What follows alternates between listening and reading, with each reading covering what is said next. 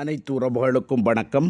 நாம் இன்றைய வீடியோவில் பார்க்க இருப்பது கமலஹாசன் மற்றும் சிம்புவினுடைய நடிப்பிலும் மணிரத்னத்துடைய இயக்கத்திலும் வெளிவந்திருக்கின்ற தக் லைஃப் திரைப்படத்தினை உலகளவில் வெளியிட்ட திரைப்பட விநியோகஸ்தர்களுக்கு 8 நாள் நிறைவில் எவ்வளவு தொகையானது லாபமாக கிடைக்கப்பெற்றிருக்கின்றது என்பது தொடர்பாகவே நாம் முழுமையாக பார்க்கக்கூடியதாக காணப்படும். அதன் அடிப்படையில் பார்க்கின்ற சந்தர்ப்பத்தில் தக் லைஃப் திரைப்படமானது 8 நாள் நிறைவிலே உலகளவில் 93 கோடியே 72 லட்சம் ரூபாய் வசூல் செய்திருக்கின்றது.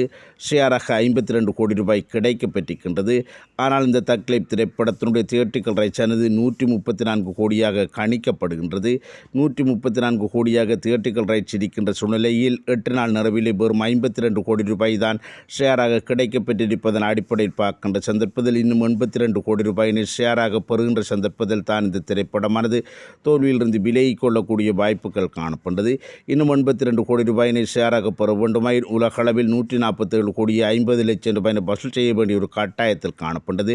எனவே அதற்குரிய வாய்ப்புகள் காணப்பட்டதா என பார்க்கின்ற சந்தர்ப்பத்தில் இந்த திரைப்படத்திற்கு கிடைத்து வருகின்ற வரவேற்பானது மிக மோசமான நிலைக்கு சென்றிருப்பதன் அடிப்படையில் பார்க்கின்ற சந்தர்ப்பத்தில் எவ்வாறு பார்த்தாலும் 65 கோடி தொடக்கம் 70 கோடி வரை நஷ்டமாக கொடுக்கக்கூடிய ஒரு திரைப்படமாக அமைந்திருப்பதோடு ஒரு மிகப்பெரிய படுதோல்வி அடைந்த திரைப்படமாகவும் இந்த தக் லைஃப் திரைப்படம் அமைந்து கொள்ளப் போகின்றது என்பதுதான் எமக்கு கிடைக்கப்பெற்றிருக்கின்ற தகவலாக காணப்பட்டது.